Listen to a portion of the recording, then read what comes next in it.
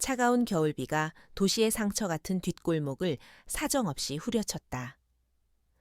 낡고 해진 건물들 사이로 난 좁은 길은 쓰레기와 오물이 뒤섞여 역한 냄새를 풍기는 강으로 변해 있었다. 그곳은 화려한 도시의 불빛이 닿지 않는 버려진 자들의 섬이었다. 6살 소녀 해우는 찢어진 방수포로 얼기설기 만든 작은 은신처 안에서 웅크리고 있었다. 빗방울이 방수포를 때리는 소리는 세상의 모든 소음을 집어삼키는 거대한 괴물의 울음소리 같았다. 해운에게 세상은 냄새와 소리로 기억되었다. 굶주림의 시큼한 냄새, 흠뻑 젖은 낡은 종이 상자의 눅눅한 냄새, 그리고 어둠 속에서 들려오는 정체 모를 발걸음 소리와 취객들의 고함 소리. 소녀는 그 모든 것들 속에서 자신만의 생존법을 터득했다. 그림자처럼 움직이는 법, 위험한 소리를 구분하는 법, 그리고 누구의 눈에도 띄지 않는 법.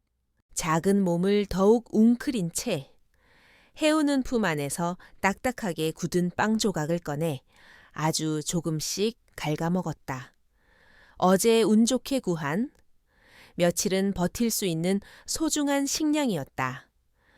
빵의 고소함보다는 쓴 곰팡이 맛이 더 강하게 느껴졌지만 소녀에게는 선택의 여지가 없었다.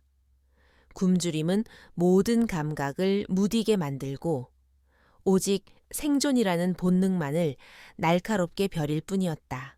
바로 그때였다. 평소와 다른 종류의 소음이 빗소리를 뚫고 소녀에게 예민한 귀에 날아와 박혔다. 여러 사람의 거친 발소리, 다급한 숨소리, 그리고 무언가 단단한 것이 벽에 부딪히는 소리였다. 해우는 즉시 빵을 다시 품 안에 숨기고 방수포의 작은 틈새로 밖을 내다보았다. 심장이 본능적으로 위험 신호를 보내며 세차게 뛰기 시작했다. 한 남자가 비에 젖은 채 절뚝거리며 골목 안으로 뛰어 들어오고 있었다. 그의 옷은 값비싸 보였지만 여러 군데가 찢겨 있었고 어깨에서는 검붉은 피가 흘러나와 빗물에 씻겨 내리고 있었다. 그는 금방이라도 쓰러질 것처럼 위태로워 보였지만 그의 눈빛만은 상처 입은 맹수처럼 날카롭게 빛나고 있었다. 그는 필사적으로 무언가로부터 도망치고 있었다. 그의 뒤를 이어 검은 양복을 입은 남자 서너 명이 그림자처럼 나타났다. 그들의 움직임은 군더더기 없이 절도 있었고 얼굴에는 어떤 감정도 실려 있지 않았다. 그들은 훈련된 사냥개처럼 조용히 그리고 집요하게 남자를 몰아붙이고 있었다. 해우는 숨을 죽였다. 저들은 자신이 지금까지 봐왔던 동네의 불량배들과는 차원이 다른 존재들이었다. 그들에게서는 죽음의 냄새가 났다. 강타오라는 이름의 남자는 폐가 타들어 가는 듯한 고통을 느끼며 거친 숨을 몰아쉬었다. 옆구리의 총상이 점점 더 많은 피를 쏟아내고 있었다. 놈들의 추격은 집요했다. 지난 며칠간 단 한순간도 쉬지 못하고 도망쳤지만 신디케티의 그림자는 거머리처럼 그를 놓아주지 않았다.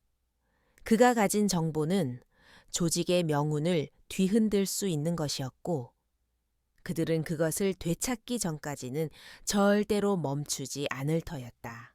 그는 막다른 골목에 다다랐음을 깨달았다.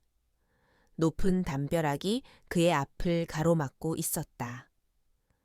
뒤에서는 사신들의 발소리가 점점 더 가까워지고 있었다.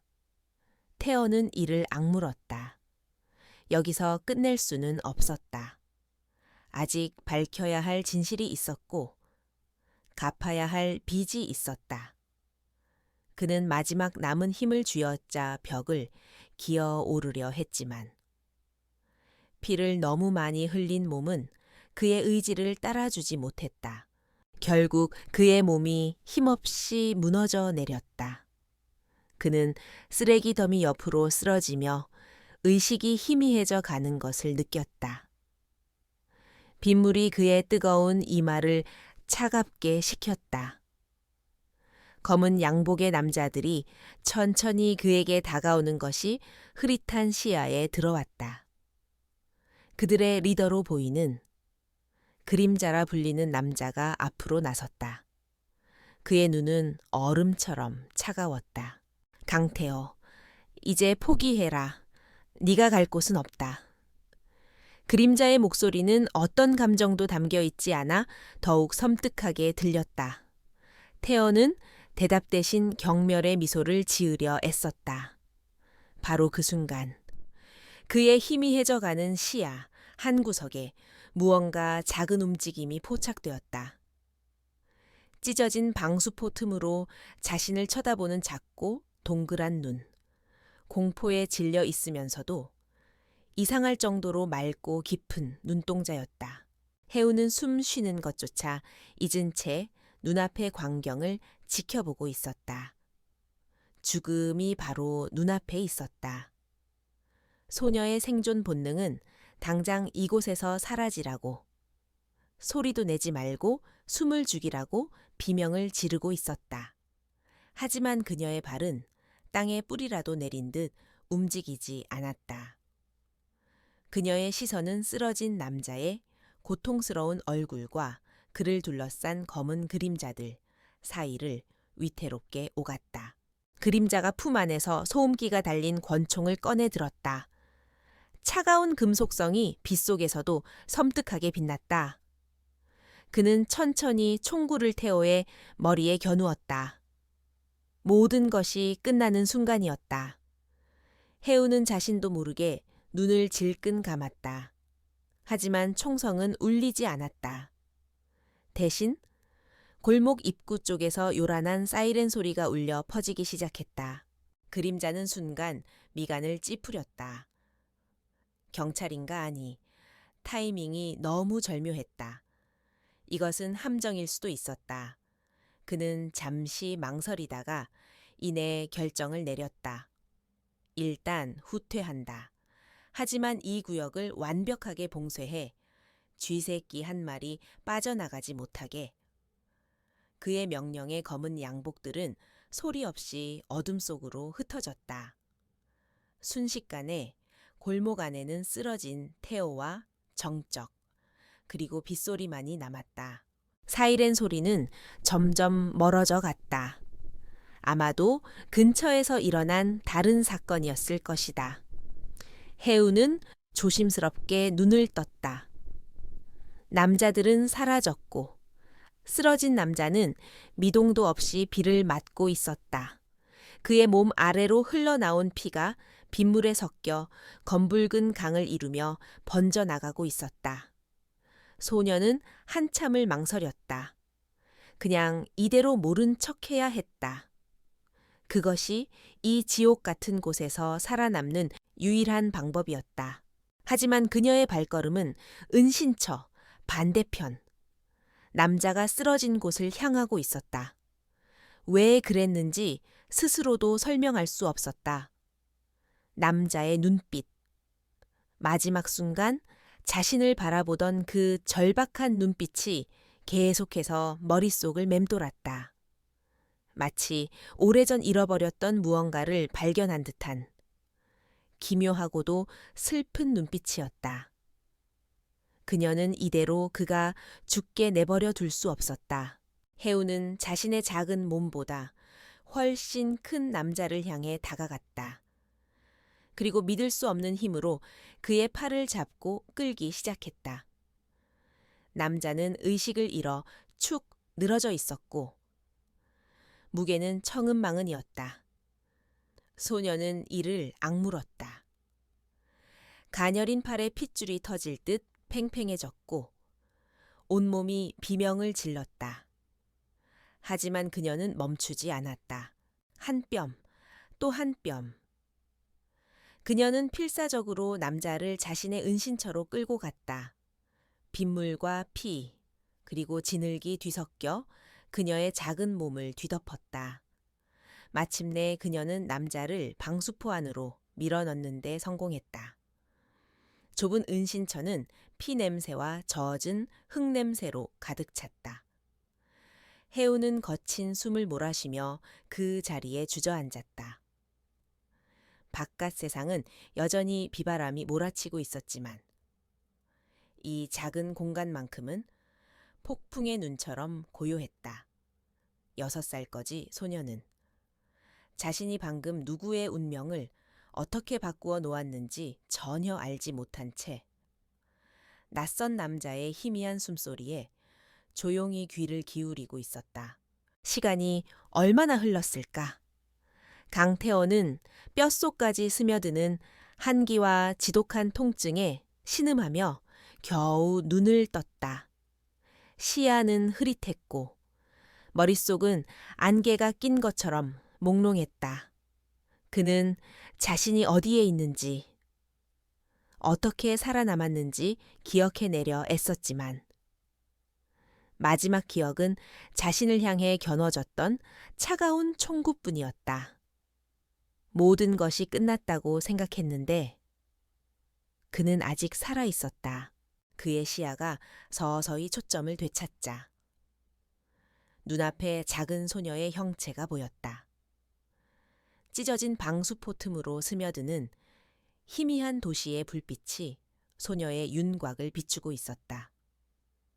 소녀는 그의 어깨 상처에서 피가 밴 헝겊을 조심스럽게 떼어내고 낡은 양동이에 받아둔 빗물로 상처를 닦아내고 있었다. 그 작은 손길은 놀라울 정도로 침착하고 익숙했다. 태어는 무어라 말을 하려 했지만 목에서는 거친 소리만 새어 나올 뿐이었다. 그의 미세한 움직임을 느낀 소녀가 움찔하며 뒤로 물러섰다. 경계심 가득한 눈빛, 마치 겁먹은 작은 짐승 같았다. 하지만 그 눈빛 깊은 곳에는 두려움과는 다른 기묘한 호기심과 연민이 담겨 있었다. 두 사람 사이에는 한동안 어색한 침묵만이 흘렀다. 해우는 남자가 깨어난 것을 보고 심장이 철렁 내려앉았다. 그가 소리를 지르거나 자신을 해치려 하면 어쩌지 하지만 남자는 그저 고통스러운 눈으로 자신을 바라볼 뿐이었다. 그의 눈빛은 더 이상 쫓기는 맹수의 그것이 아니었다. 깊은 고통과 함께 무언가 알 수 없는 슬픔이 담겨 있었다. 소녀는 자신도 모르게 그에게서 동질감을 느꼈다. 괜찮아요? 혜은이 모기만 한 목소리로 겨우 입을 열었다. 태어는 대답 대신 천천히 고개를 끄덕이려 애썼다. 그는 자신의 몸 상태를 파악했다. 어깨의 총상은 깊었지만 다행히 치명상은 아니었다. 문제는 과다출혈과 감염이었다. 이런 열악한 환경에서 제대로 된 치료 없이 버티는 것은 거의 불가능에 가까웠다. 그는 다시 소녀를 바라보았다. 이 작은 아이가 혼자서 자신을 이곳까지 끌고 와 상처를 돌봐주었다는 사실이 믿기지 않았다. 왜? 나를 구했지 태호가 갈라진 목소리로 물었다. 해우는 대답하지 않았다. 그저 어깨를 으쓱할 뿐이었다. 소녀 자신도 그 이유를 알지 못했다. 그저 그래야만 할 것 같았다. 같은 시각 케추오추오테 입구를 내려다보는 낡은 건물 옥상에서 그림자는 차가운 비를 맞으며 서 있었다. 그의 옆에는 부하 한 명이 태블릿 PC로 무언가를 보고하고 있었다. CCTV 확인 결과 경찰 사이렌은 우연이었습니다. 인근에서 발생한 단순 강도 사건이었습니다. 강타워를 도운 자가 있는 것 같습니다. 그림자는 아무 말 없이 턱짓으로 계속하라는 신호를 보냈다. 마지막으로 목격된 지점에서 그의 흔적이 완전히 끊겼습니다. 핏자국은 빗물에 모두 씻겨 내려갔고 주변에는 그가 숨을 만한 곳이 너무 많습니다. 부하의 목소리에는 곤혹스러움이 묻어 있었다. 이 넓고 복잡한 미로 같은 곳에서 사람 하나를 찾는 것은 모래사장에서 바늘 찾기와 같았다. 도운 자가 있다면 이 안에 사는 놈이겠지. 그림자가 마침내 입을 열었다. 그의 목소리는 빗소리에 묻혀 섬뜩하게 울렸다. 이 구역 전체를 봉쇄해 출입하는 모든 인간을 감시하고 조금이라도 의심스러운 자는 즉시 보고해 그리고 밑바닥 끈아풀들을 풀어 돈 냄새를 맡게 하면 쥐새끼들은 알아서 기어 나올 테니 그의 눈빛이 어둠 속에서 번뜩였다. 강타어를 찾기 전까지 이 지옥에서 단 한 명도 빠져나갈 수 없을 것이다. 은신처 안. 해우는 남자의 상처를 다시 한번 닦아주고 자신이 가진 가장 깨끗한 헝겊으로 상처를 단단히 동여맸다. 전문적인 처치와는 거리가 멀었지만 소녀가 할 수 있는 최선이었다. 태어는 고통 속에서도 소녀의 모든 행동을 유심히 지켜보았다. 아이는 나이에 맞지 않게 침착했고 손놀림은 놀라울 정도로 정교했다. 마치 이런 일을 여러 번 해본 사람처럼 그는 문득 소녀의 행사액을 제대로 보았다. 낡고 해진 옷, 영양 상태가 좋지 않아 보이는 마른 몸, 그리고 얼굴에 묻은 희미한 검댕. 이 아이 역시 이곳에 버려진 존재였다. 자신과 마찬가지로 세상으로부터 쫓겨난 작은 생명. 태어는 가슴 한 구석이 아릿해져 오는 것을 느꼈다. 이름이 뭐니? 그가 다시 물었다. 해우는 잠시 망설였다. 이 거리에서 이름을 알려주는 것은 자신의 모든 것을 드러내는 것과 같았다. 하지만 남자의 지친 눈빛을 보자 자신도 모르게 입이 열렸다. 해운이요. 그 이름을 듣는 순간 태어의 심장이 미세하게 반응했다. 너무나도 평범한 이름이었지만 어째서인지 낯설지가 않았다. 그때 은신처 밖에서 여러 사람의 발소리가 들려왔다. 해우는 본능적으로 태어의 입을 막고 자신의 몸으로 그를 가렸다. 그리고 방수포의 작은 틈으로 밖을 살폈다. 검은 양복을 입은 남자들이 아니었다. 동네의 건달들이었다. 아마도 그림자가 푼 끈아풀들이리라. 그들은 돈이 될 만한 것이나 정보를 찾기 위해 골목을 샅샅이 뒤지고 있었다. 건달 중 한 명이 해운의 은신처 앞에서 걸음을 멈췄다. 그는 의심스러운 눈초리로 낡은 방수포를 쳐다보았다. 해운의 심장이 발소리를 내며 뛰기 시작했다. 들키는 건가? 소녀는 옆에 있던 소의 파이프 조각을 자신도 모르게 꽉 쥐었다. 만약 저들이 남자를 발견한다면 이 작은 무기로라도 싸울 생각이었다. 바로 그 순간 태오가 해운의 손을 잡았다. 그의 손은 차가웠지만 그 안에 담긴 힘은 소녀를 안심시키기에 충분했다. 그는 고개를 저으며 괜찮다는 신호를 보냈다.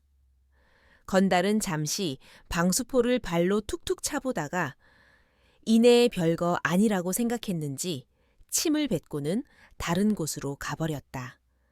위기는 그렇게 지나갔다.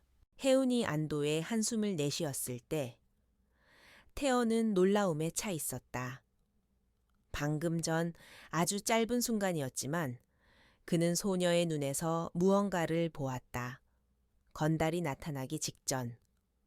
소녀는 아주 미세한 공기의 흐름 변화와 멀리서 들려오는 희미한 발소리의 패턴을 먼저 감지하고 경계 태세를 취했다. 그것은 평범한 아이가 가질 수 있는 감각이 아니었다. 훈련된 요원에게서나 볼 수 있는 극도로 발달된 위험 감지 능력이었다. 이 아이는 대체 누구일까? 태어의 머릿속에 의문이 꼬리를 물었다. 그는 자신의 과거를 되짚어 보았다. 수많은 임무, 수많은 적들. 하지만 이토록 어린 아이와 얽힌 기억은 없었다. 그는 그저 우연히 만난 거지 소녀가 아니었다. 태어는 이 작은 아이에게서 자신도 모르는 거대한 비밀의 편린을 느끼기 시작했다. 밤이 깊어지자 빗줄기는 조금씩 잦아들었다. 하지만 쿠오 추오틀 감싼 보이지 않는 포위망은 더욱 촘촘해지고 있었다.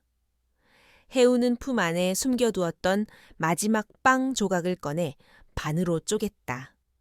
그리고 더 큰 조각을 말없이 태에게 내밀었다. 태어는 거절하려 했지만 소녀의 단호한 눈빛에 결국 빵을 받아들었다. 딱딱하고 맛없는 빵이었지만 그의 인생에서 먹었던 그 어떤 음식보다도 따뜻하게 느껴졌다. 두 사람은 말없이 빵을 나누어 먹었다. 핏빛으로 시작된 만남이었지만 그들 사이에는 이제 미약하지만 분명한 유대감이 싹트고 있었다. 쫓기는 남자와 버려진 소녀, 세상의 가장 밑바닥에서 두 개의 외로운 영혼은 서로의 온기에 기대어 위태로운 밤을 버텨내고 있었다. 태어는 희미한 불빛 아래에서 빵을 오물거리는 소녀의 얼굴을 가만히 바라보았다. 그는 아직 알지 못했다. 자신이 바라보고 있는 그 작은 소녀가 바로 자신이 지키지 못했던 과거이자 되찾아야 할 미래라는 사실을. 며칠이 흘렀다. 강태어의 상처는 더디게나마 회복되고 있었지만 좁은 은신처 안의 공기는 날이 갈수록 무거워졌다. 바깥 세상은 보이지 않는 감옥이 되어 두 사람을 옥죄어 왔다. 신디캐테가 푼 끈앞풀들은 현상금을 노리고 혈안이 되어 골목 구석구석을 이 잡듯 뒤졌고 밤낮을 가리지 않고 순찰하는 검은 양복들의 그림자는 끊임없이 그들의 신경을 갉아먹었다. 태어는 대부분의 시간을 눈을 감은 채 보냈다. 몸을 회복하기 위함이기도 했지만 모든 감각을 소리와 냄새, 공기의 미세한 흐름에 집중하기 위해서였다. 그는 훈련된 요원으로서의 본능을 최대한 끌어올려 외부의 위협을 감지하려 애썼다. 하지만 그럴 때마다 그는 자신의 감각보다 훨씬 더 예민하고 정확한 레이더가 바로 옆에 있다는 사실을 깨닫고 놀라곤 했다. 해우는 마치 작은 숲속 동물처럼 움직였다. 소녀는 하루에 몇 번씩 식수나 먹을 것을 구하기 위해 잠시 은신처를 나갔다 오곤 했다. 태어는 처음에는 위험하다며 말렸지만 이내 포기할 수밖에 없었다. 소녀는 그보다 이 지옥 같은 공간의 생리를 훨씬 더 잘 알고 있었고 누구보다 뛰어난 생존 기술을 가지고 있었다. 어느 날 오후 물을 길어 돌아온 해운에게 태오가 물었다. 밖에 순찰하는 놈들. 몇 명이나 봤지? 움직임은 어떻고? 그는 그저 아이의 경계심을 일깨워주기 위해 던진 질문이었다. 하지만 소녀의 대답은 그의 예상을 완전히 뛰어넘었다. 해우는 잠시 눈을 감고 무언가를 떠올리더니 놀라울 정도로 정확하게 상황을 묘사하기 시작했다. 검은 옷 입은 아저씨들은 총 6명이에요. 2명씩 짝을 지어서 3개 조로 움직여요. A구역과 C구역을 시계 방향으로 돌고 B구역은 반대 방향으로 돌아요. 30분에 한 번씩 서로 위치를 보고하는 것 같았어요. 허리 오른쪽에 차고 있는 건 아마도 권총일 거예요. 어제 본 아저씨랑 같은 모델이었어요. 태어는 숨을 삼켰다. 소녀의 설명은 단순한 관찰의 결과가 아니었다. 그것은 완벽한 상황 분석이었다. 짧은 시간 동안 순찰조의 인원, 구성, 이동 경로, 교신 주기, 심지어 무기의 종류까지 파악한 것이다. 이것은 최고 수준의 훈련을 받은 정찰 요원이나 할 수 있는 일이었다. 하지만 눈앞의 아이는 고작 6살짜리 거지 소녀였다. 그날 이후 태어는 해운을 다른 눈으로 보기 시작했다. 그는 소녀의 능력을 시험해보기로 마음먹었다. 그는 기억에 의존해 자신이 쫓기던 날 보았던 골목의 지도를 대충 그려 보여주었다. 그리고는 특정 건물의 위치나 간판의 모양 같은 사소한 것들을 물었다. 해운의 대답은 언제나 막힘이 없었고 사진을 찍은 것처럼 정확했다. 그녀는 완벽한 기억 능력을 가지고 있었다. 태호는 경악을 금치 못했다. 이것은 단순한 재능이 아니었다. 특수한 능력. 이른바 서번트 증후군의 한 형태이거나 혹은 그 이상의 무언가였다. 어째서 이런 능력을 가진 아이가 이 쓰레기 더미 같은 곳에 버려져 있는 것인가? 그의 머릿소켓 속은 더욱 복잡한 미스터리로 가득 찼다. 그는 이 아이를 그냥 내버려 둘 수 없다고 생각했다. 그는 해운에게 생존 기술을 가르치기 시작했다. 거창한 훈련은 아니었다. 은신처 안에서 아주 조용한 목소리로 이루어지는 그들만의 비밀 수업이었다. 그는 소리 없이 움직이는 법, 상대의 시선을 피하는 법, 주변의 지형 지물을 이용해 자신을 숨기는 법 등을 알려주었다. 해운은 스펀지처럼 그의 모든 가르침을 빨아들였다. 소녀의 학습 능력은 그의 예상을 또다시 뛰어넘었다. 모든 움직임은 목적이 있어야 해. 불필요한 동작은 너의 위치를 노출시킬 뿐이야. 태호가 낮은 목소리로 말했다. 해우는 고개를 끄덕이며 그의 시범을 따라 그림자처럼 부드럽게 움직였다. 소녀의 작은 몸은 놀라울 정도로 유연했고 균형 감각은 완벽했다. 마치 태어날 때부터 이런 움직임을 알고 있었던 것처럼. 한편 그림자의 인내심은 바닥을 드러내고 있었다. 며칠간의 수색에도 불구하고 강태어의 행방은 묘연했다. 쥐새끼 한 마리 빠져나가지 못하게 그물망을 쳤다고 생각했는데 그는 마치 연기처럼 사라져 버렸다. 그림자는 이 쿠오추오테의 밑바닥 생리를 너무 얕잡아 본 것을 후회했다. 이곳의 인간들은 외부인에 대한 극도의 경계심과 불신으로 똘똘 뭉쳐 있었다. 더 이상 기다릴 수 없다. 방법을 바꿔. 그림자가 부하들에게 명령했다. 이제부터 당근이 아니라 채찍을 사용할 시간이다. 이 구역의 모든 놈들에게 본보기를 보여주어. 강타어를 숨겨주는 자의 말로가 어떻게 되는지를 그의 명령은 곧 피를 부를 것이라는 선언과도 같았다. 그날 밤 쿠오추오테는 비명이 울려 퍼졌다. 신디카테는 자신들에게 비협조적이었던 한 정보원을 잡아 잔인하게 구타한 뒤 사람들이 가장 많이 지나다니는 골목 한가운데에 버려두었다. 배신자의 최후라는 붉은 글씨가 그의 등 위에 섬뜩하게 새겨져 있었다. 공포는 전염병처럼 빠르게 퍼져나갔다. 해운과 태어 역시 그 소식을 전해 들었다. 해운이 몰래 가져온 음식물 쓰레기를 나누어 주던 한 노파가 떨리는 목소리로 말해주었다. 노파는 해운에게 제발 몸조심하라며 당분간은 절대로 밖에 나가지 말라고 신신당부했다. 태어는 이 모든 일이 자신 때문에 벌어졌다는 사실에 참을 수 없는 죄책감을 느꼈다. 그는 더 이상 이 아이를 자신의 위험한 싸움에 끌어들일 수 없었다. 어떻게든 소녀를 이곳에서 탈출시켜야 했다.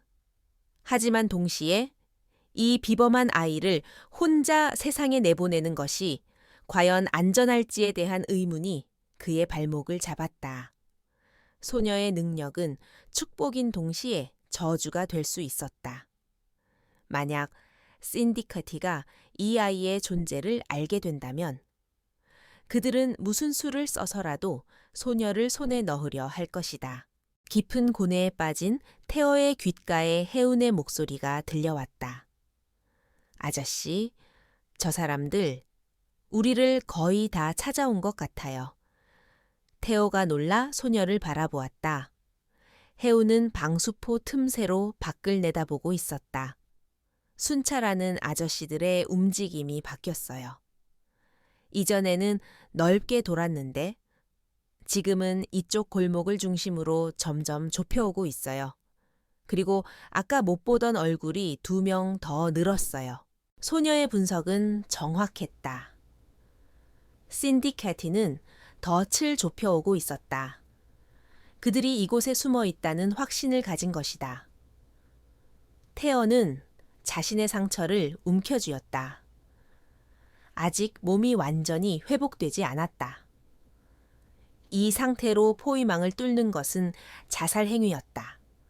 하지만 이대로 앉아서 죽음을 기다릴 수도 없는 노릇이었다. 그는 해운을 바라보았다. 소녀의 눈에는 두려움이 서려 있었지만 그보다 더 강한 무언가가 빛나고 있었다. 그것은 체념이 아닌 상황을 정면으로 돌파하려는 강한 의지였다. 6살 소녀의 눈이라고는 믿을 수 없는 깊고 단단한 눈빛. 태어는 그 순간 결심했다. 도망치지 않겠다. 이 아이와 함께 여기서 싸워 살아남겠다. 그는 잊고 있던 자신의 진짜 모습을 떠올렸다. 그는 사냥감이 아니라 사냥꾼이었다.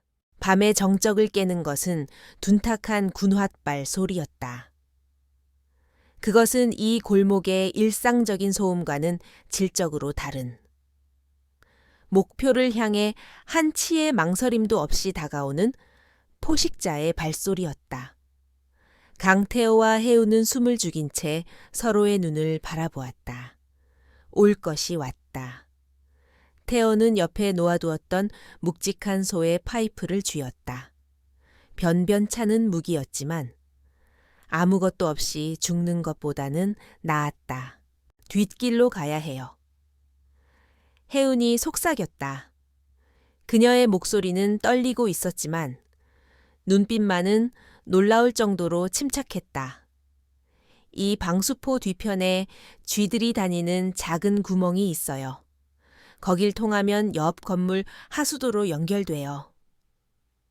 소녀는 이미 최악의 상황을 대비한 탈출로까지 파악해두고 있었던 것이다.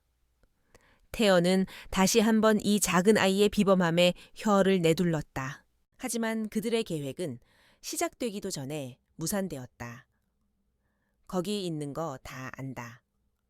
강태어 얌전히 기어나와. 은신처 바로 앞에서 그림자의 차가운 목소리가 울려 퍼졌다. 동시에 여러 개의 강력한 손전등 불빛이 방수포를 꿰뚫을 듯이 비춰왔다. 그들은 이미 완벽하게 포위된 상태였다.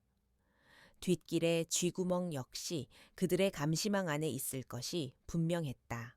태어는 해운을 자신의 등 뒤로 숨겼다. 이제 선택지는 하나뿐이었다. 정면 돌파? 그는 마지막이 될지도 모를 숨을 깊게 들이마셨다. 그리고는 해운의 귓가에 작게 속삭였다. 내가 신호를 보내면 무조건 앞만 보고 뛰어. 절대로 뒤돌아보지 마. 약속할 수 있겠니? 해우는 눈물이 그렁그렁한 눈으로 말없이 고개를 끄덕였다. 다음 순간 태어는 괴성을 지르며 방수포를 찢고 튀어나갔다. 그의 움직임은 상처 입은 곰처럼 거칠고 맹렬했다. 그는 가장 가까이 있던 검은 양복의 남자를 향해 쇠 파이프를 휘둘렀다. 예상치 못한 기습에 남자가 당황하며 뒷걸음질 치는 순간 태어는 그 틈을 놓치지 않고 해운의 손을 잡고 반대편 골목으로 내달렸다. 저놈들 잡아. 그림자의 분노에 찬 외침이 등 뒤에서 들려왔다. 여러 발의 총성이 밤 공기를 갈랐지만 어둡고 비좁은 골목은 그들에게 천연의 방패가 되어주었다. 두 사람은 필사적으로 달렸다. 태어는 아직 완전히 아물지 않은 상처에서 터져 나오는 끔찍한 고통을 이를 악물고 참아냈다. 옆에서 달리는 작은 아이의 거친 숨소리가 그의 책임감을 더욱 무겁게 짓눌렀다. 이곳은 해운의 세상이었다. 소녀는 어둠 속에서도 자신의 손바닥을 보던 지리를 꿰고 있었다. 이쪽이에요. 해운은 태어의 손을 이끌고 좁은 담벼락 사이의 틈으로 몸을 비집고 들어갔다. 그곳은 어른 한 명이 겨우 지나갈 수 있는, 지도에는 나오지 않는 비밀 통로였다. 뒤쫓아오던 남자들의 고함 소리가 조금씩 멀어지는 듯했다. 하지만 안심하기는 일렀다. 신디케이트의 추격은 집요했다. 그들은 여러 갈래로 흩어져 조직적으로 포위망을 좁혀오고 있었다. 잠시 숨을 돌리기 위해 낡은 건물의 계단 아래에 몸을 숨겼을 때 태어는 해운의 상태를 살폈다. 아이는 공포에 질려 있었지만 놀랍게도 울음을 터뜨리지는 않았다. 오히려 날카로운 눈으로 주변의 동태를 살피고 있었다. 저쪽 지붕 위에 한 명, 그리고 오른쪽 골목 끝에 두 명이 숨어 있어요. 해운이 귓속말처럼 속삭였다. 태어는 놀라 소녀가 가리키는 방향을 쳐다보았다. 칠흑 같은 어둠 속에서 그는 아무것도 발견할 수 없었다. 하지만 그는 이제 이 아이의 감각을 의심하지 않았다. 저 아이의 눈은 자신보다 훨씬 더 많은 것을 보고 있었다. 나애가 놈들의 시선을 끄는 동안 너는 저 쓰레기 더미 뒤로 돌아가서 반대편 시장 입구로 가. 거기서 나를 기다려. 태호가 명령했지만 해우는 고개를 저었다. 싫어요. 같이 가야 해요. 저쪽 길은 막다른 길이지만 낡은 사다리를 타면 옆 건물 옥상으로 올라갈 수 있어요. 그쪽이 더 빨라요. 소녀는 이미 모든 탈출 경로의 장단점까지 파악하고 있었다. 태어는 순간 할 말을 잃었다. 이것은 6살 아이가 할 수 있는 판단이 아니었다. 이 아이는 마치 잘 짜인 작전 계획을 보고 있는 사령관 같았다. 그는 결국 소녀의 판단을 따르기로 했다. 두 사람은 다시 어둠 속으로 몸을 던졌다. 해운이 말한 대로 낡은 철제 사다리가 녹슨 채 벽에 매달려 있었다. 태호가 먼저 사다리를 오르기 시작했다. 상처의 고통 때문에 팔의 힘이 제대로 들어가지 않았지만 그는 필사적으로 몸을 끌어올렸다. 그가 겨우 옥상에 다다랐을 때 아래쪽에서 총성이 울렸다. 그들이 발각된 것이다. 해운아, 빨리. 그가 절박하게 외치며 손을 내밀었다. 해운은 작은 원숭이처럼 재빠르게 사다리를 타고 올라왔다. 두 사람이 옥상 위를 달리는 동안 아래에서는 검은 양복들이 건물을 포위하고 있었다. 옥상에서 옥상으로 건너뛰며 필사적인 도주가 이어졌다. 그러다 발을 헛디딘 해운이 아래로 떨어질 뻔한 아찔한 순간이 있었다. 태호가 반사적으로 몸을 날려 소녀의 옷깃을 잡아챘다. 그는 해운을 옥상으로 끌어올리며 안도의 한숨을 내쉬었다. 바로 그때였다. 거친 움직임 때문에 소녀의 낡은 티셔츠 안쪽에 감춰져 있던 무언가가 밖으로 빠져나왔다. 그것은 낡은 은색 줄에 매달린 작은 펜던트였다. 희미한 달빛 아래. 그 펜던트가 태어의 눈에 들어온 순간 그의 세상이 멈췄다. 시간이 얼어붙고 주변의 모든 소음이 사라졌다. 추격자들의 고함 소리도 자신의 거친 심장 소리도 들리지 않았다. 그것은 초승달 모양의 은색 로켓이었다. 표면에는 세월의 흔적으로 희미해졌지만 분명히 그가 기억하는 작은 별 모양의 각인이 새겨져 있었다. 태어는 숨 쉬는 것을 잊었다. 7년 전 그가 사랑하는 아내 서연에게 청혼하며 직접 디자인해서 선물했던 세상에 단 하나뿐인 로켓. 그의 손이 자신도 모르게 떨리며 로켓을 향해 뻗어 나갔다. 그의 머릿속에 과거의 기억이 폭풍처럼 휘몰아쳤다. 햇살이 쏟아지던 봄날. 아내의 목에 이 로켓을 걸어주며 영원을 약속하던 순간. 그리고 1년 후 신디케이트의 비열한 기습으로 모든 것을 잃었던 그 끔찍한 밤. 불길 속에서 아내와 갓 태어난 딸이 죽었다는 절망적인 소식을 들었던 순간 모든 것이 거짓말처럼 생생하게 되살아났다. 그는 떨리는 손으로 로켓을 열었다. 아내네는 아주 작은 사진을 넣을 수 있는 공간이 있었다. 그 공간은 비어 있었지만 그는 그 안에 어떤 사진이 있었는지 똑똑히 기억했다. 바로 자신의 아내, 서연의 웃는 얼굴이었다. 태호는 천천히 고개를 들어 혜운의 얼굴을 보았다. 피와 흙먼지로 얼룩진 작은 얼굴. 그동안은 경황이 없어 제대로 보지 못했던 소녀의 얼굴, 윤곽이 그제야 눈에 들어왔다. 아내를 닮은 갸름한 턱선, 자신과 똑 닮은 고집스러운 인매, 그리고 무엇보다도 그 깊이를 알 수 없는 맑고 검은 눈동자. 모든 조각들이 하나의 그림을 향해 미친 듯이 맞춰지고 있었다. 말도 안 되는, 하지만 거부할 수 없는 진실이 그의 심장을 꿰뚫었다. 이건 어디서 났니? 그의 목소리는 물에 빠진 사람처럼 희미하게 갈라져 나왔다.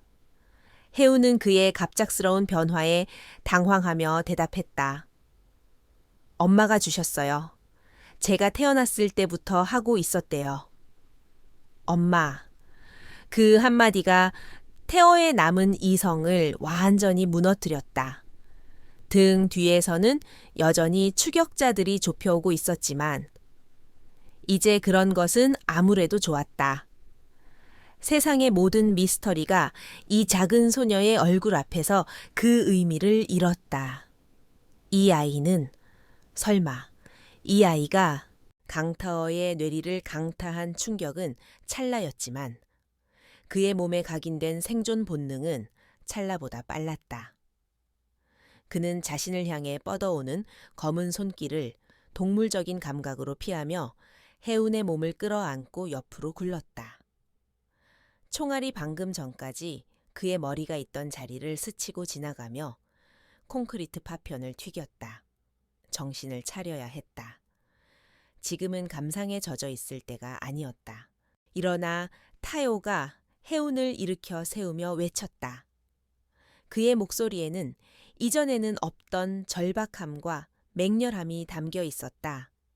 그는 더 이상 자신만의 목숨을 위해 싸우는 것이 아니었다. 그는 이제 잃어버렸던 자신의 일부, 어쩌면 자신의 전부가 될지도 모르는 작은 아이를 위해 싸워야 했다. 그의 눈빛이 차가운 분노로 불타올랐다.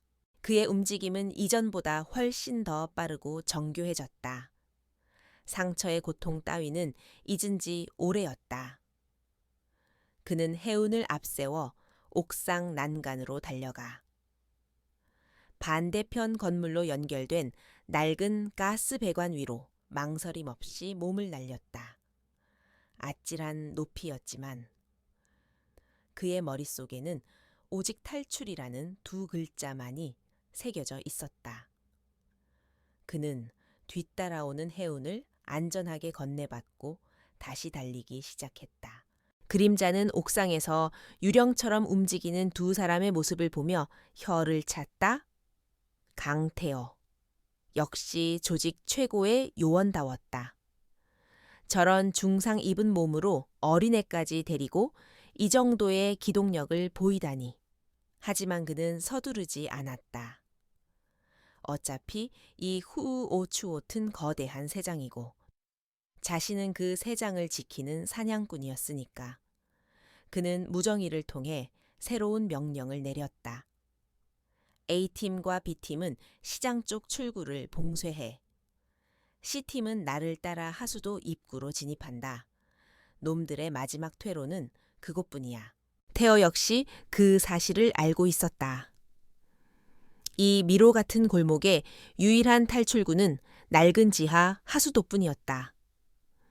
그는 해운을 데리고 시장의 가장 후미지고 더러운 구석으로 향했다. 그곳에는 녹슨 철제 맨홀 뚜껑이 굳게 닫혀 있었다. 테어는 마지막 남은 힘을 다해 뚜껑을 들어 올렸다. 역한 악취가 코를 찔렀지만 지금은 그런 것을 가릴 처지가 아니었다. 그는 먼저 해운을 아래로 내려보내고 자신도 그 뒤를 따랐다. 칠흑 같은 어둠이 두 사람을 삼켰다. 테어가 맨홀 뚜껑을 다시 닫는 순간 바로 위에서 여러 사람의 발소리와 그림자의 목소리가 들려왔다. 놓쳤군. 하지만 멀리 가지는 못했을 거다.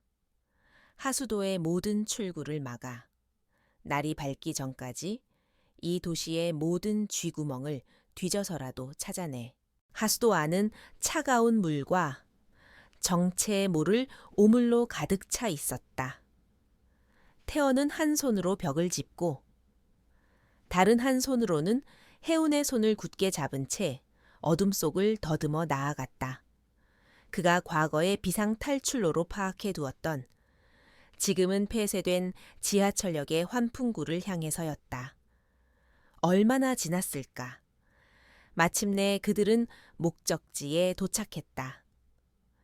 두 사람은 낡고 거대한 환풍기 날개 뒤편의 좁은 공간에 몸을 숨겼다. 이제는 잠시나마 안전했다. 차가운 침묵이 두 사람을 감쌌다. 해운은 지쳐서 그의 어깨에 기댄 채 가쁜 숨을 몰아쉬고 있었다. 태어는 그런 아이를 내려다보며 차마 입이 떨어지지 않는 질문을 꺼내야만 했다. 그는 떨리는 손으로 아이의 목에 걸린 초승달 로켓을 조심스럽게 가리켰다. 해운아, 이 목걸이, 그리고 내 엄마에 대해서 이야기해 줄 수 있겠니? 해운은 경계심 어린 눈으로 그를 잠시 바라보다가 이내 작은 결심을 한 듯 고개를 끄덕였다. 소녀는 자신의 품 가장 깊숙한 곳에서 낡고 작은 방수 주머니를 꺼냈다. 그리고 그 안에서 조심스럽게 세상에서 가장 소중한 보물이라도 되는 듯이 접혀있는 작은 사진 한 장을 꺼내 그에게 건넸다.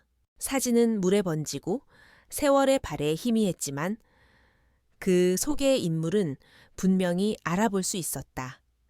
햇살처럼 따뜻하게 웃고 있는 젊은 여성, 태어의 심장이 멎는 것 같았다. 그의 아내, 서연이었다. 그가 세상에서 가장 사랑했던, 그리고 지켜주지 못했던 단 한 사람. 사진 속 서연은 지금의 해운과 놀라울 정도로 닮아 있었다. 엄마는 아주 예뻤어요. 해운이 희미한 기억을 더듬으며 말했다. 항상 저한테 노래를 불러줬고 이 목걸이는 아빠가 엄마에게 주신 거라고 했어요. 아빠는 아주 용감하고 멋진 사람이었다고 언젠가는 꼭 우리를 데리러 올 거라고 했어요. 소녀의 목소리가 어둠 속에서 작게 울렸다. 태어의 눈에서 뜨거운 눈물이 뺨을 타고 흘러내렸다. 6년 동안 단 한 번도 흘리지 않았던 슬픔과 회한, 그리고 기쁨이 뒤섞인 눈물이었다. 모든 것이 사실이었다. 해우는 자신의 딸이었다. 죽은 줄로만 알았던 자신의 핏줄이 이 지옥 같은 세상에서 홀로 살아남아 바로 그의 눈앞에 있었다. 그는 무너져 내리는 감정을 주체하지 못하고 해운을 품에 끌어안았다. 처음으로 느껴보는 작고 따뜻한 온기, 자신의 딸. 미안하다. 아빠가. 미안해. 해운아. 그의 목소리는 울음에 잠겨 제대로 이어지지 못했다. 해운은 처음 겪는 상황에 놀라 잠시 몸이 굳었지만 이내 남자의 어깨가 가늘게 떨리고 있다는 것을 느꼈다. 소녀는 작은 손을 뻗어 자신을 끌어안은 남자의 등을 조심스럽게 토닥였다. 한참의 시간이 흐른 뒤 태어는 겨우 감정을 추스르고 입을 열었다. 그의 눈에는 이제 슬픔 대신 강철 같은 의지가 자리 잡고 있었다. 엄마는 어떻게 돌아가셨니? 해운의 얼굴에 처음으로 짙은 슬픔과 공포의 그림자가 드리워졌다. 소녀는 아주 오래전의 기억을 떠올리며 떨리는 목소리로 말했다. 나쁜 아저씨들이 찾아왔어요. 엄마는 저를 벽장 안에 숨기고 절대로 나오지 말라고 했어요. 그리고 엄마의 비명소리가 들렸어요. 태어는 주먹을 너무 세게 쥔 나머지 손톱이 손바닥을 파고들었다. 신디케이트. 그놈들이었다.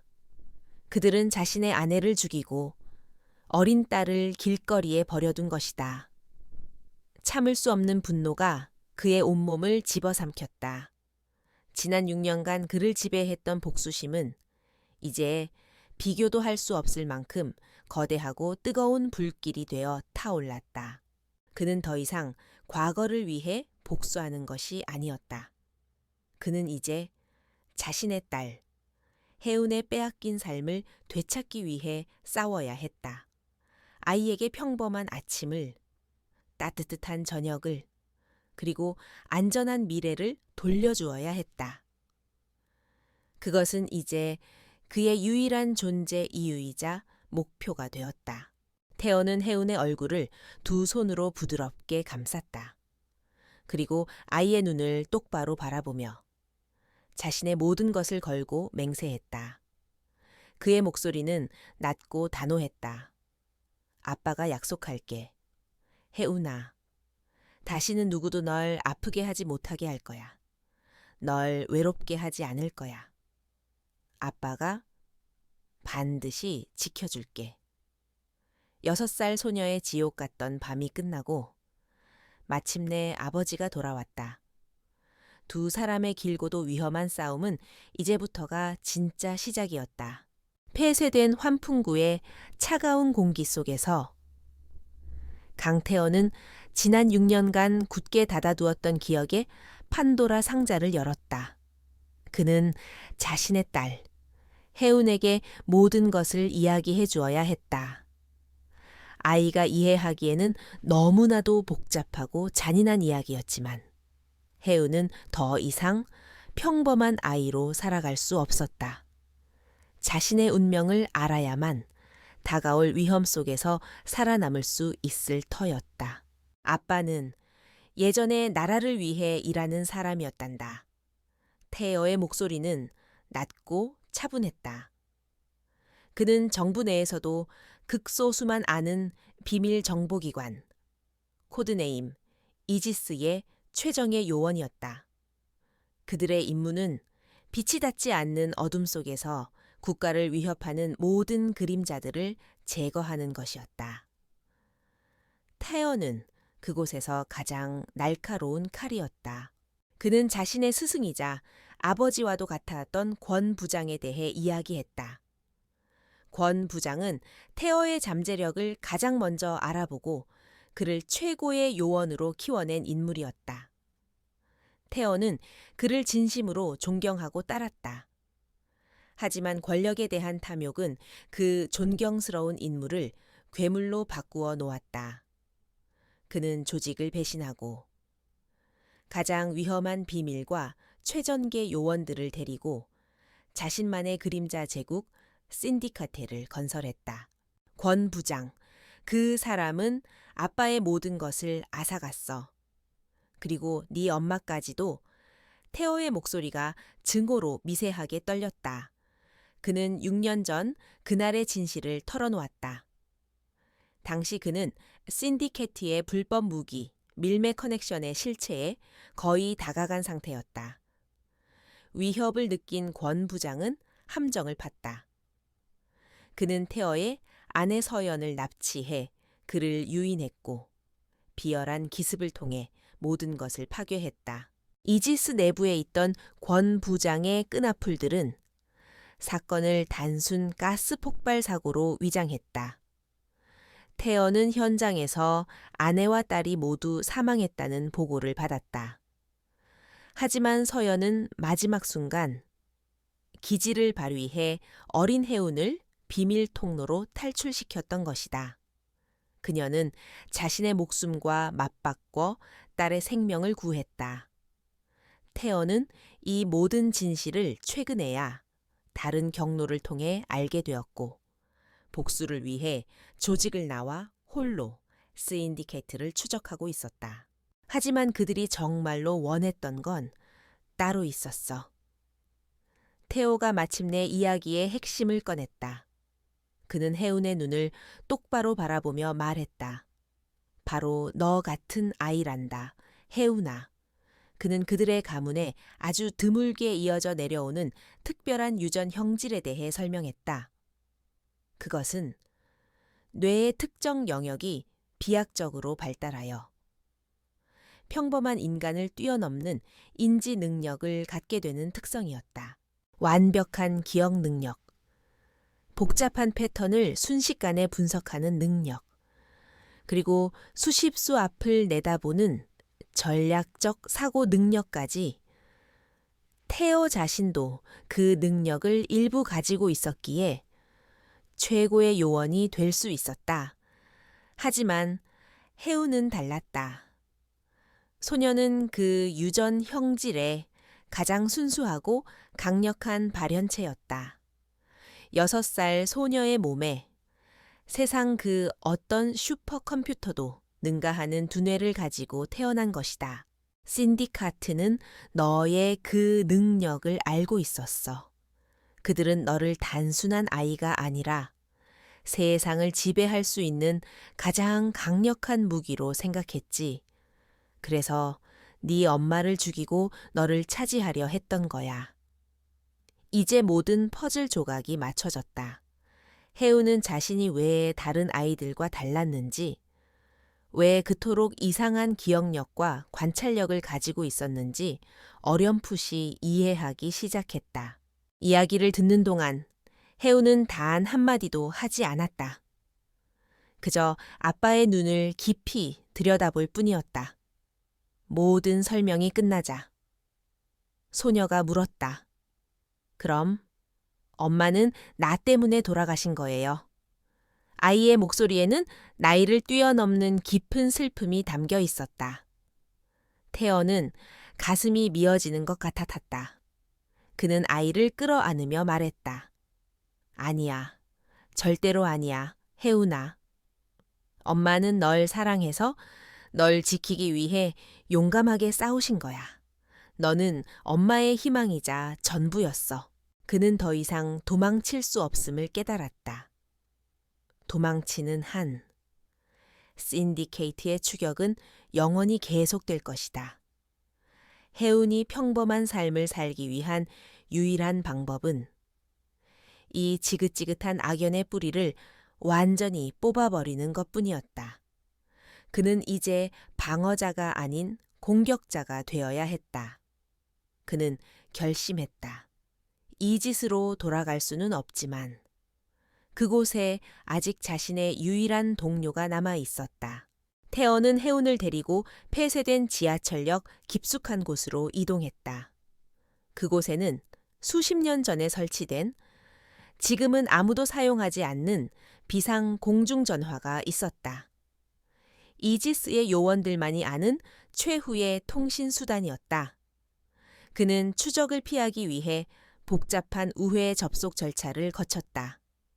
수화기 너머로 길고 긴 침묵이 흐른 뒤 마침내 익숙한 목소리가 들려왔다.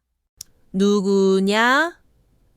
목소리의 주인은 박진수 팀장이었다.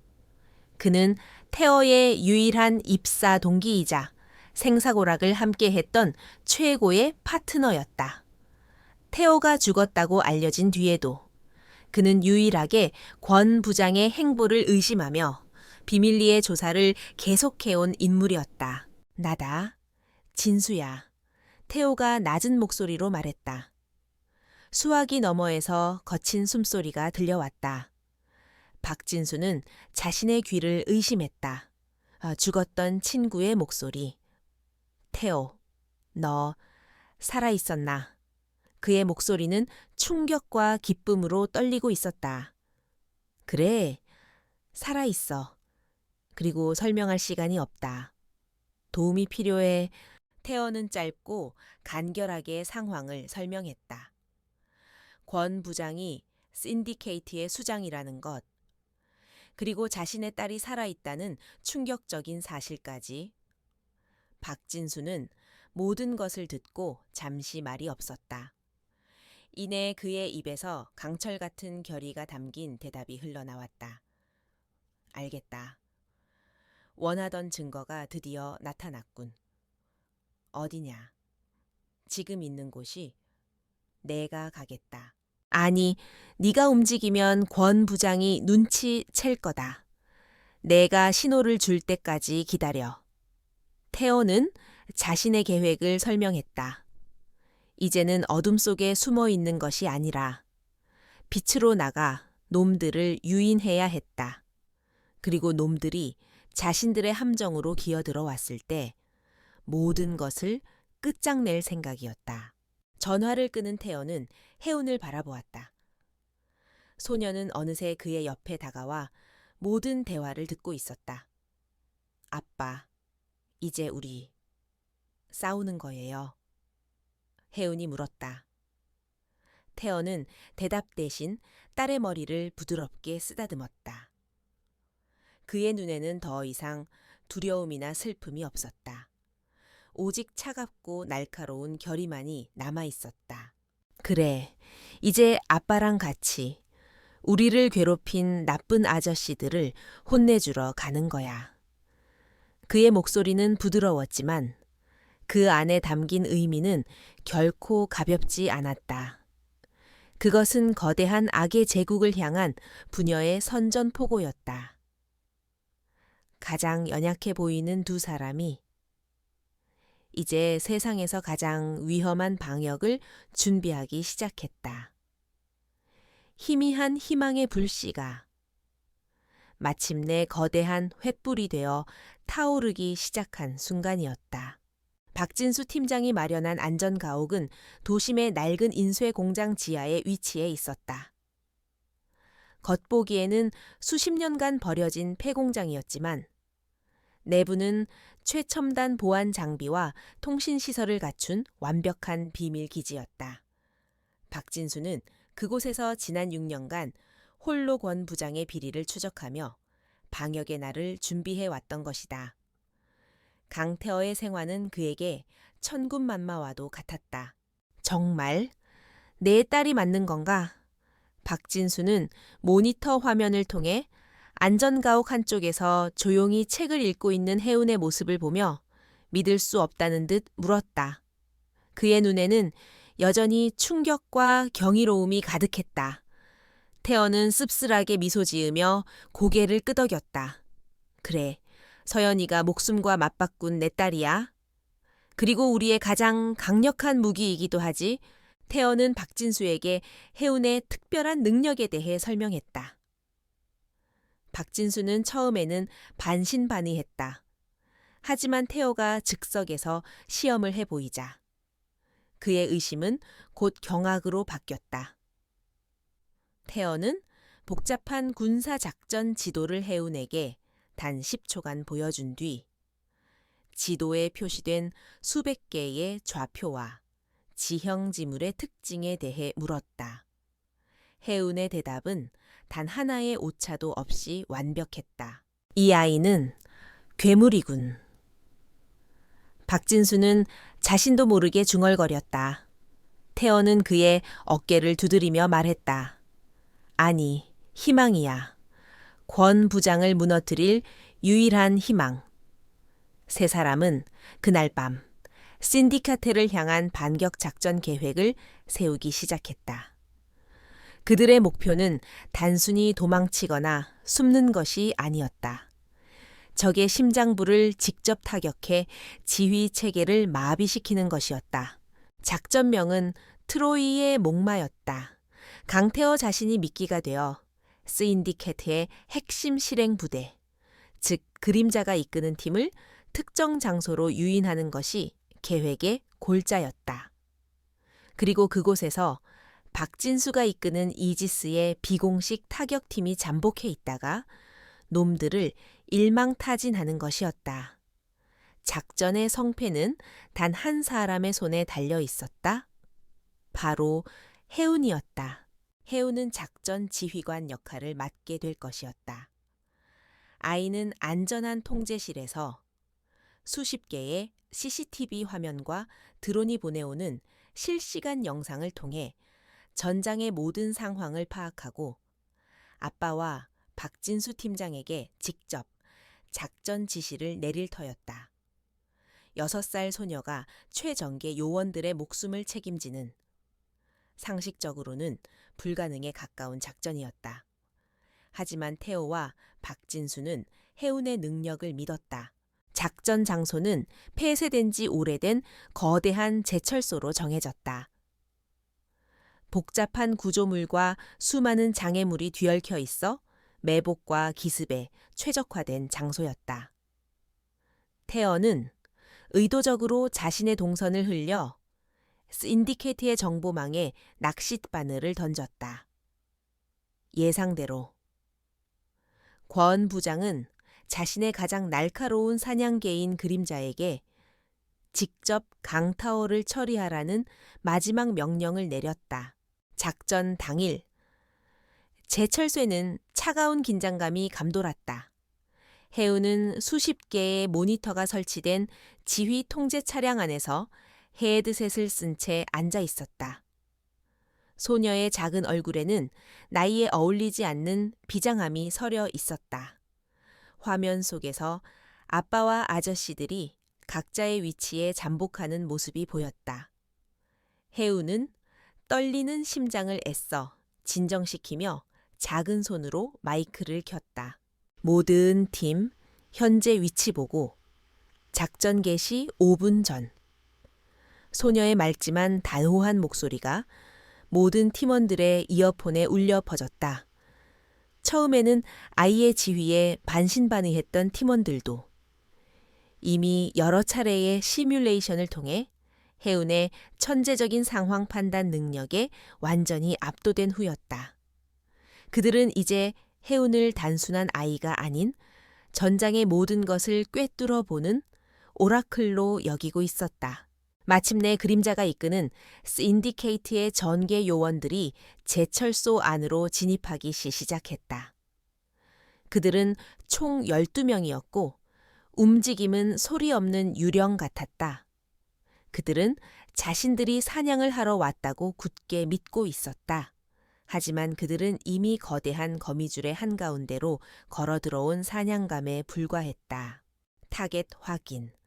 A구역 용광로 부근. 전원 진입. 그림자의 목소리가 무정이를 통해 흘러나왔다. 하지만 그가 본 것은 태호가 미리 설치해둔 홀로그램 영상이었다. 그들이 함정에 빠졌다는 것을 깨달았을 때는 이미 늦었다. 지금이다 전원. 공격 개시 해운의 명령과 함께 제철소의 모든 출입구가 차단되고 사방에서 총격이 시작되었다. 제철소 내부는 순식간에 아수라장으로 변했다. 굉금과 섬광이 어둠을 갈랐다. 하지만 이지스 팀의 공격은 혼란 속에서도 놀라울 정도로 질서정연했다. 그것은 모두 해운의 정확한 지휘 덕분이었다. 3번 팀. 2층 컨테이너 뒤에 적 2명. 하소번 팀은 우측 계단으로 우회해서 측면을 공격해. 아빠. 12시 방향 크레인 위에 스나이퍼. 3초 뒤에 발사할 거야. 해운의 목소리는 마치 미래를 보고 있는 예언자 같았다. 그녀의 두뇌는 수십 개의 화면에서 들어오는 정보를 실시간으로 조합하고 분석하여 적의 다음 행동을 99%의 정확도로 예측해냈다. 태호와 박진수는 해운이 그려주는 길을 따라 적들을 하나씩 격파해 나갔다. 그들의 팀워크는 완벽했다. 전투의 마지막. 마침내 태호와 그림자가 거대한 용광로 앞에서 마주섰다. 두 사람 사이에는 그 어떤 말도 필요 없었다. 오직 서로를 향한 사례만이 가득했다. 두 조직의 최고 요원다운 인간의 한계를 뛰어넘는 격투가 시작되었다. 그림자의 기술은 빈틈이 없었고 공격은 맹렬했다. 부상 후유증이 남은 태어는 조금씩 밀리기 시작했다. 아빠, 그 사람의 공격 패턴을 분석했어. 3번의 빠른 공격 후에 반드시 왼쪽으로 몸을 틀면서 큰 공격을 해. 그 순간이 유일한 빈틈이야. 이어폰을 통해 해운의 다급한 목소리가 들려왔다. 태어는 딸의 말을 믿었다. 그는 그림자의 공격을 가까스로 막아내며 해운이 말한 그 순간을 기다렸다. 마침내 그림자의 4번째 공격이 들어오는 순간 태어는 그의 움직임을 완벽하게 읽고 몸을 피했다. 그리고 그림자의 비어있는 옆구리를 향해 자신의 모든 힘을 실은 일격을 날렸다. 뼈가 부러지는 둔탁한 소리와 함께 그림자의 거대한 몸이 힘없이 무너져 내렸다. 길었던 싸움의 종지부였다. 작전은 완벽한 성공이었다. 그림자를 포함한 신디케트의 핵심 요원 전원을 생포하는 데 성공했다. 태어는 거친 숨을 몰아쉬며 지휘 차량으로 향했다. 문이 열리자 해운이 달려나와 그의 품에 와락 안겼다. 아빠 무서웠어. 그제야 소녀는 자신의 나이로 돌아와 참았던 울음을 터뜨렸다. 태어는 딸을 굳게 끌어안으며 땀과 피로 얼룩진 소녀의 이마에 입을 맞췄다. 그는 방금 전까지 전장을 지휘하던 냉철한 사령관이 아닌 그저 두려움에 떨었을 어린 딸을 바라보았다. 그는 이 아이를 지키기 위해서라면 악마와도 싸울 수 있었다. 이제 마지막 상대가 남았다. 이 모든 비극을 만들어낸 진짜 악마, 권 부장이었다. 그림자와 그의 팀원들로부터 얻어낸 정보는 강타어의 마지막 의심을 확신으로 바꾸어 놓았다. 모든 길은 단 한 사람, 한때는 그가 아버지처럼 믿고 따랐던 스승, 권 부장을 가리키고 있었다. 그는 신디케트의 수장일 뿐만 아니라 이지스 내부에 깊숙이 뿌리내린 부패의 근원이었다. 그를 제거하지 않는 한, 이 싸움은 영원히 끝나지 않을 터였다. 태어는 박진수와의 협의 끝에 마지막 작전을 계획했다. 그것은 무력으로 신디케이트의 본부를 급습하는 것이 아니었다. 권 부장이라는 뱀의 머리를 잘라내기 위해서는 그를 스스로 굴 밖으로 나오게 만들어야 했다. 태어는 권 부장에게 직접 연락을 취했다. 그림자를 포함한 자신의 핵심 전력이 모두 잡혔다는 사실을 알게 된 권 부장은 의외로 순순히 그의 제안에 응했다. 두 사람의 마지막 만남의 장소는 그들이 처음 만났던 곳, 지금은 폐쇄된 이지스의 제3비밀훈련소로 정해졌다. 그곳은 태어의 모든 것이 시작된 곳이자 이제 모든 것을 끝낼 장소였다. 태어는 해운을 박진수가 지키는 안전가옥에 남겨두고 홀로 약속 장소로 향했다. 이것은 온전히 그 자신과 과거의 망령이 벌이는 마지막 싸움이었다. 낡은 훈련소의 중앙. 10년 전 두 사람이 대련을 하던 바로 그 자리에 권 부장이 홀로 서 있었다. 그는 세월의 흔적을 비껴간 듯 여전히 꼿꼿하고 위압적인 모습이었다. 그의 눈빛은 옛 스승의 온화함 대신 모든 것을 꿰뚫어 보는 듯한 차가운 지성만이 남아 있었다. 두 사람 사이에는 무거운 침묵이 흘렀다. 결국 여기까지 왔구나. 태어야.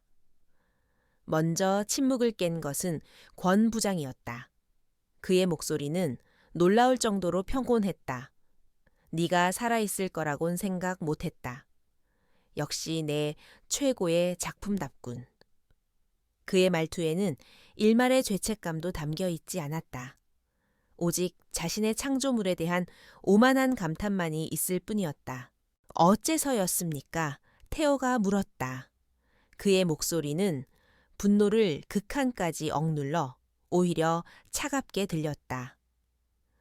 당신은 제게 아버지와도 같은 분이었습니다. 그런데 어째서 제 모든 것을 파괴해야만 했습니까? 권 부장은 희미하게 미소 지었다. 그의 대답은 태어의 마지막 남은 인간적인 기대를 산산조각 냈다. 대의를 위해서였다. 이 나라는 썩었고 법과 제도는 너무나도 무력하지.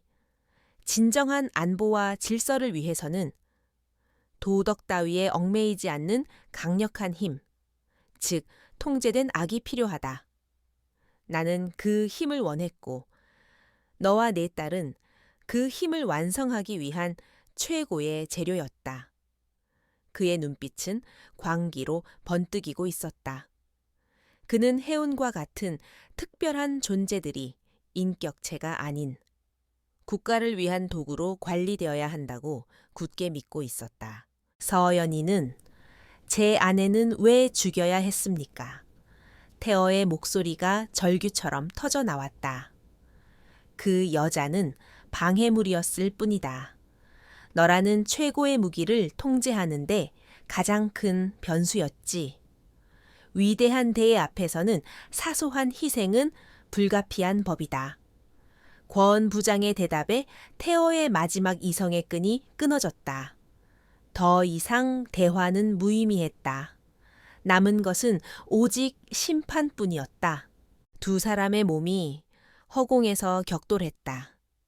스승과 제자.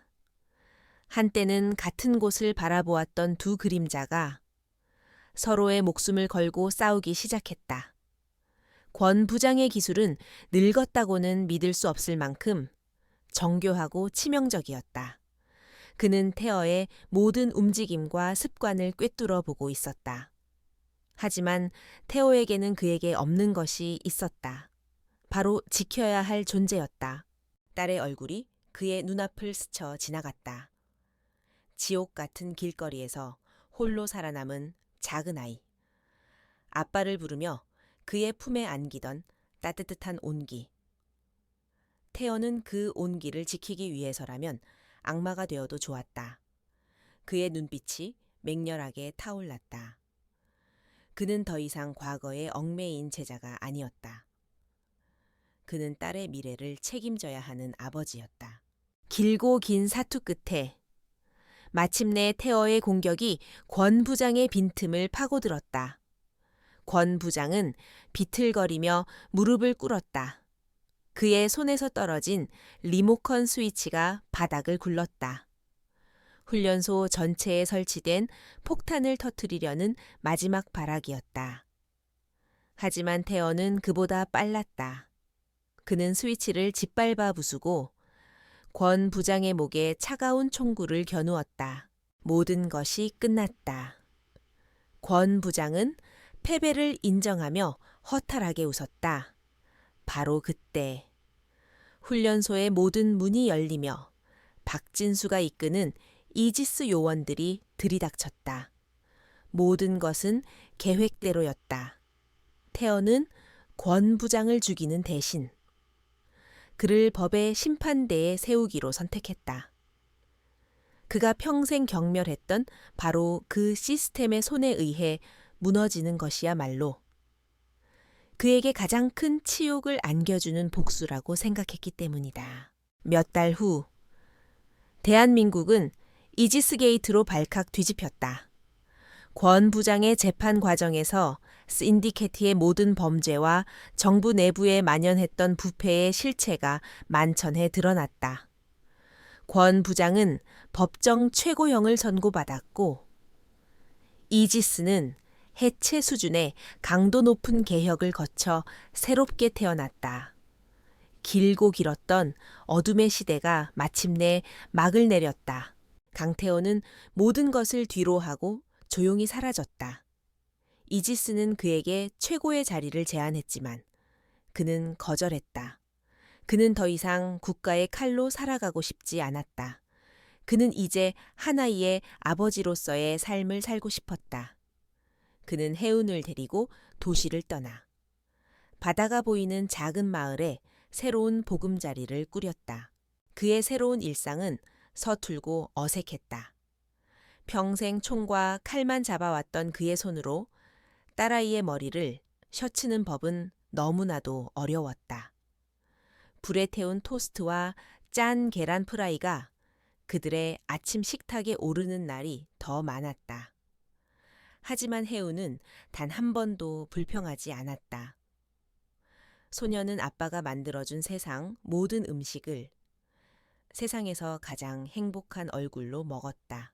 해우는 더 이상 어둠 속에 숨어 지내지 않았다. 소녀는 작은 시골 학교에 입학했고 수많은 친구들을 사귀었다. 아이의 비범한 두뇌는 여전했지만 이제 그 능력은 친구들의 어려운 수학 문제를 풀어주거나 복잡한 게임의 규칙을 설명해 주는데 쓰이고 있었다. 소녀의 얼굴에서는 과거의 그늘을 찾아볼 수 없었다. 오직 6살 아이 특유의 해맑은 웃음만이 가득했다. 어느 맑은 주말 오후, 태어는 해운과 함께 바닷가 모래사장에 앉아 노을을 바라보고 있었다. 아빠, 하늘은 왜 파란색이야? 노을은 왜 빨간색이고? 해운이 끝없는 질문을 던졌다. 태어는 그 어떤 작전보다도 어려운 그 질문들에 진땀을 흘리며 자신이 아는 모든 과학 지식을 총동원해 설명해 주려 애썼다. 그 순간 그는 깨달았다. 진정한 평화는 거대한 악을 물리치는 데 있는 것이 아니라 사랑하는 딸의 이런 사소한 질문에 대답해 줄 수 있는 바로 지금 이 순간에 있다는 것을 지옥 같던 어둠 속에서 시작된 두 사람의 인연은 이제 따스한 햇살 아래서 새로운 희망으로 연그러가고 있었다. 길고 길었던 싸움은 끝났고 그들의 진짜 인생은 이제 막 시작되고 있었다. 두 사람은 말없이 서로를 마주보며 세상에서 가장 행복한 미소를 지었다.